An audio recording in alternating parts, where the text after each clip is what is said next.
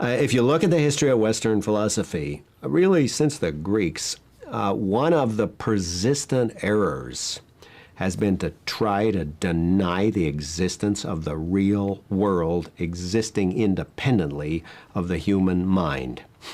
And the idea that there is a real world that's external to us, it doesn't depend on us for its existence. It's there whether or not we were ever conscious. It was the physical reality was there before any of us was ever existed or was ever conscious, and it will continue to be there long after life and consciousness have ceased from our little planet. Now, that I regard as just absolutely basic. That's a condition of sanity, philosophically speaking.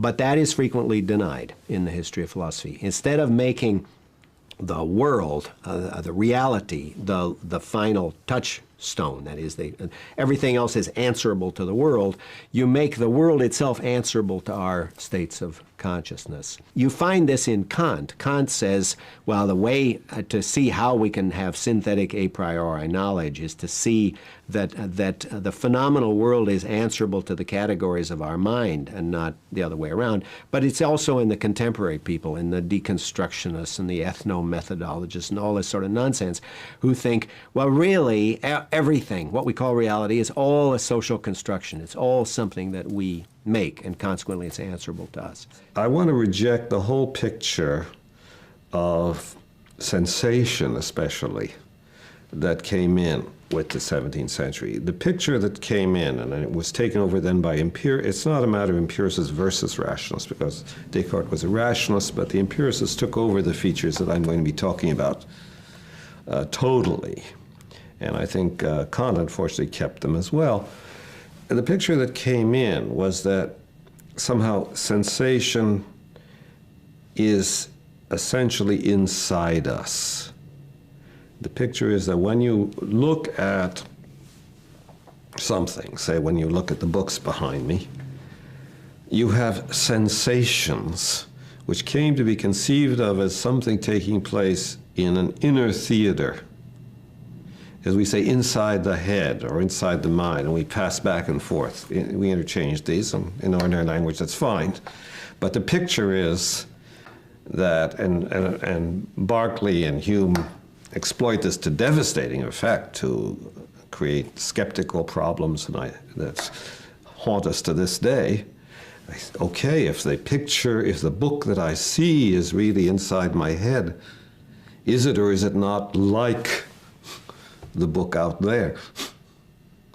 And if older view was, yes, there's the picture you see is inside your head, but it resembles the physical book out there. Then Berkeley say, oh, so a mental image can resemble a physical object. How is that? And a lot of people say, oh, that's a terrible question.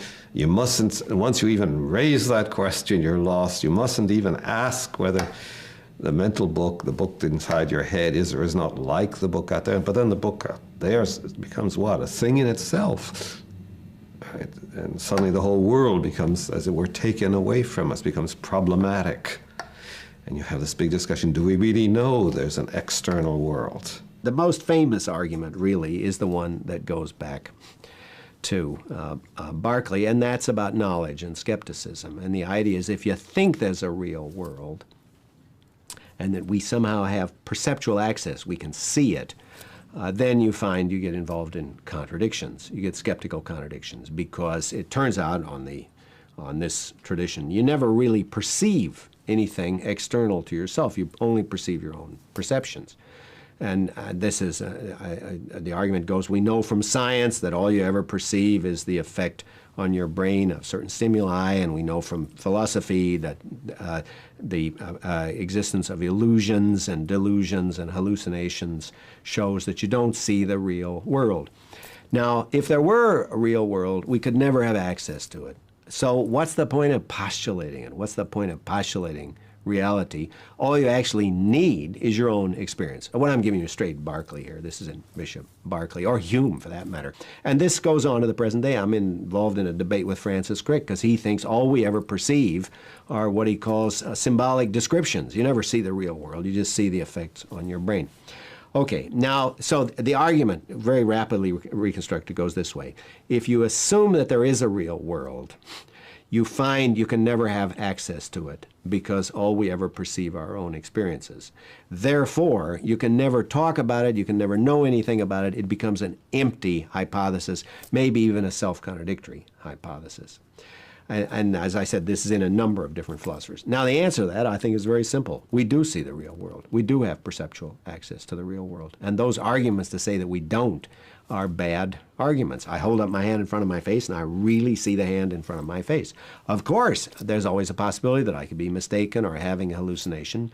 But in the standard perceptual situation, the reason I see this hand is because there are light waves reflected off it that attack the photons in my retina. The photons attack the retina, they attack the rods and the cones, and eventually sets up a series of neuron firings that produces an actual visual experience directed at this particular hand.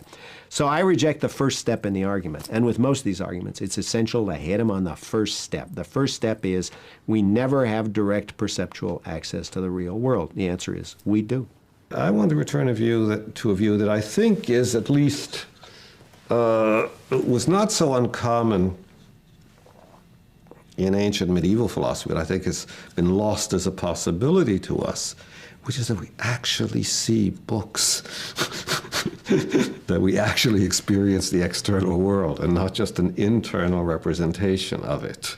Of course, any representation we make of reality, any perception we have, will always be from a point of view, under a certain aspect, with respect to a certain amount of information, and there will always be opposing points of view or points of view that are very hard to reconcile with each other, but just doesn't follow. From the fact that all representation is perspectival, that all thought is relative to a thinker, it doesn't follow that the reality thought about or the reality perceived exists only relative to a thinker or a perceiver. It's just a fallacious argument. It's just a bad argument. One thing I've learned from pragmatism, I think that in philosophy we should start by taking seriously the way we think and talk and find we have to think and talk in order to lead our lives. It's no good saying, strictly speaking, the whole world is inside my head or it's just my sensations. But of course I have to think the opposite in order to live at all.